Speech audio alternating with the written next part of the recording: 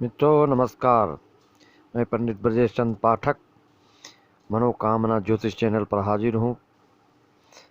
आज का विषय सब्जेक्ट जो प्रस्तुत करने जा रहा हूँ बहुत ही महत्वपूर्ण और सभी को इस चीज़ को जानने की प्रबल इच्छा रहती है। और हो भी क्यों न, कुंडली में 12 भाव में सर्वाधिक सबसे ज़्यादा इसी भाव के ऊपर निर्भर करता है। आपके पास किसी प्रकार के कोई भी बल हो या ना हो, दैहिक बल हो या ना हो, भौतिक बल हो या ना हो, आपके पास बहुत सारे पैसे हों या ना हो, लेकिन इस भाव में अगर आपके शुभ ग्रह हैं और अगर इस भाव के स्वामी अच्छी जगह में अच्छी स्थिति में हैं तो किसी की ताकत नहीं कि आपको आगे बढ़ने से, उन्नति करने से, पदोन्नति होने से कोई वंचित कर सके, कोई रोक सके। यह भाव है मित्रों नवम भाव, भाग्येश भाव, जिसको भाग्य भाव बोलते हैं। इसके जो स्वामी हैं उसके किस घर में बैठने से आप कैसे हो सकते हैं, आपकी धन की स्थिति कैसे हो सकती है, आपके शारीरिक रूप से आपकी स्थिति क्या हो सकती है, आदि आदि के बारे में हम आपको स्पष्ट रूप से आप अपनी कुंडली देखकर मिलाएंगे तो यही बात निकल के सामने आएगी। मित्रों आप जानते हैं कुंडली के नियमानुसार पहले भाव तन भाव जो जिसको कहते हैं, क्रम से उल्टी घड़ी की सुई की तरफ गिनते हुए आएंगे तो आप 9वें स्थान में पहुंचेंगे। यही भाग्य स्थान है। उसको मैं कई वीडियो में बता चुका हूं, इसमें विशेष बताने की बात नहीं है। तो भाग्य भाव के स्वामी अगर मान लीजिए लग्न में बैठा हो, पहले भाव में बैठा हो, तो ऐसा जातक काफ़ी धन अर्जित करने वाला होता है। साथ में लग्नेश भी हो जाए तो फिर क्या कहना, ऐसा व्यक्ति अमीर बन जाता है, धनार्जन करके काफ़ी अमीर हो जाता है। अगर नवमेश नवम भाव का स्वामी लग्न में लग्नेश के साथ हो जाए तो बहुत ही अत्यधिक अमीर व्यक्ति को बना देता है। मित्रों नवमेश अगर आपके कुंडली में द्वितीय भाव में है तो ऐसा जातक बहुत ही संपन्न होता है, पिता द्वारा पर्याप्त मात्रा में धन प्राप्त करता है। वो चाहे चल संपत्ति हो या अचल, लेकिन उसको बहुत ही मात्रा में पिता से धन प्राप्त करता है।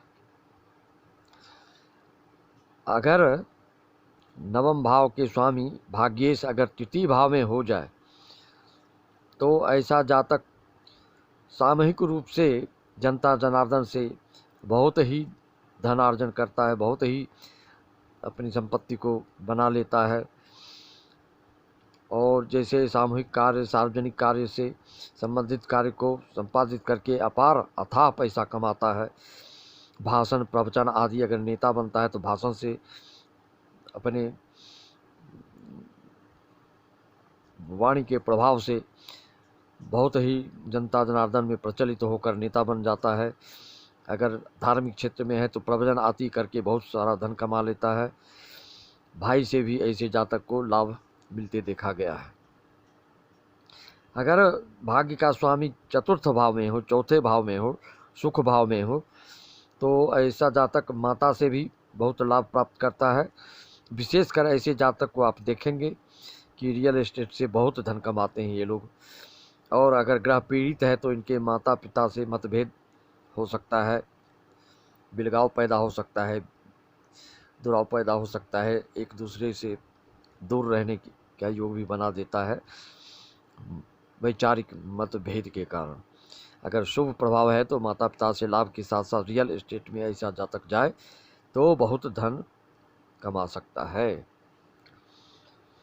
अगर आपका नवमेश पंचम भाव में आ जाए तो ऐसे जातक के माता पिता अत्यंत प्रभावशाली होते हैं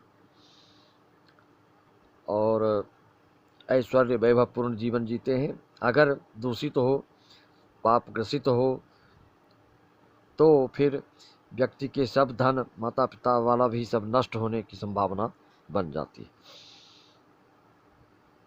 अगर आपके नवमेश 6वें भाव में हो, शत्रु भाव में हो, तो ऐसे जातक के पिता गंभीर बीमारी से ग्रसित होते हैं, असाध्य रोग से ग्रसित होते हैं, और केस मुकदमा किसी न किसी कारण से उनका चलता है, लेकिन उसमें सफलता मिलती है, व्यक्ति को सफलता मिलती है और विजय हासिल करता है।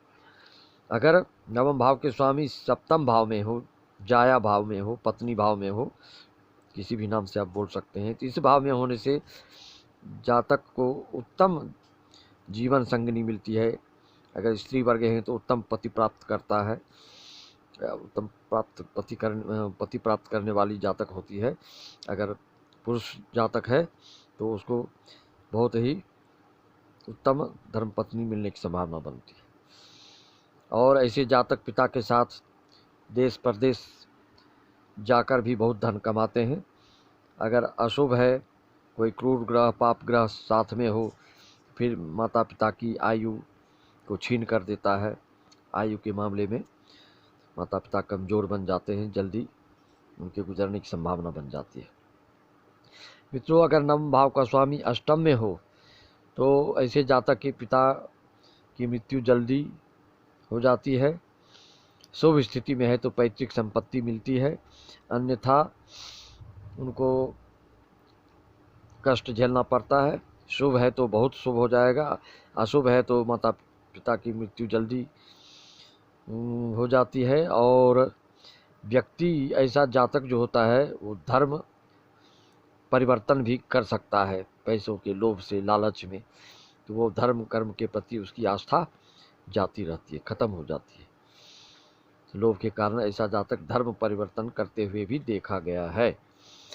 अगर नवम भाव के स्वामी नवम भाव में ही हो तो ये सर्वाधिक श्रेष्ठ फल देने वाला होता है। ऐसे जातक के पिता प्रभावशाली, पद पर पदासीन होकर बहुत ही प्रतापी और समृद्धशाली होता है ऐसा जातक, और माता पिता के लिए बहुत ही शुभ माना जाता है। अगर अशुभ होता है तो फिर दिक्कतें आ जाती है, अगर शुभ है तो फिर आपके जैसा राजा कोई हो ही नहीं सकता है। मित्रों, अगर नवम भाव का स्वामी दसम भाव में आ जाए तो ये भी बहुत ही अच्छा माना गया है। इसमें भी जातक को किसी प्रकार की कोई दिक्कत नहीं आती है, और पिता के साथ होकर भी बहुत धनार्जन करने में माहिर होता है ऐसा जातक, पिता का भी अच्छा सहयोग मिलता है। अगर आपके नवम भाव के स्वामी भाग्येश अगर षष्ठम, अष्टम, द्वादश, ये तीनों स्थान आप याद रखें, इसमें होकर अगर अशुभ है तो माता पिता के स्वास्थ्य के लिए बहुत ही गंभीर विषय बन जाता है, उनकी मृत्यु होने की संभावना जल्दी बन जाती है। ऐसे योगों में मित्रों आपको मैं यही कहना चाहता हूँ कि अगर आपके नवम भाव के स्वामी एकादश में हो तो भी आपको ऐश्वर्य वैभव पूर्ण जीवन जी सकते हैं। द्वादश में हो तो भी माता पिता के जीवन के लिए, आयु के लिए बहुत गलत फल देते देखा गया है।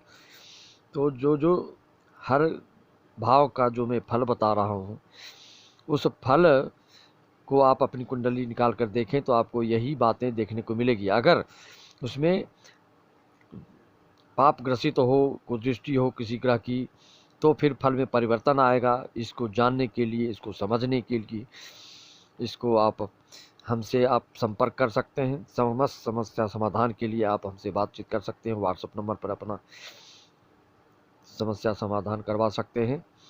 और आपको ये एपिसोड पसंद आए तो इसको शेयर अवश्य करें मित्रों, लाइक करें, सब्सक्राइब करें, बेल आइकन दबाएं।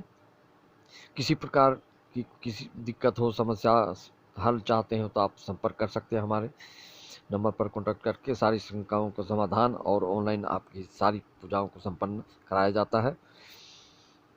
तो मित्रों, मैं इसी वाणी के साथ महत्वपूर्ण बातों को विराम देता हूं, और सभी दोस्तों, मित्रों, शिष्यों को शुभाशीर्वाद।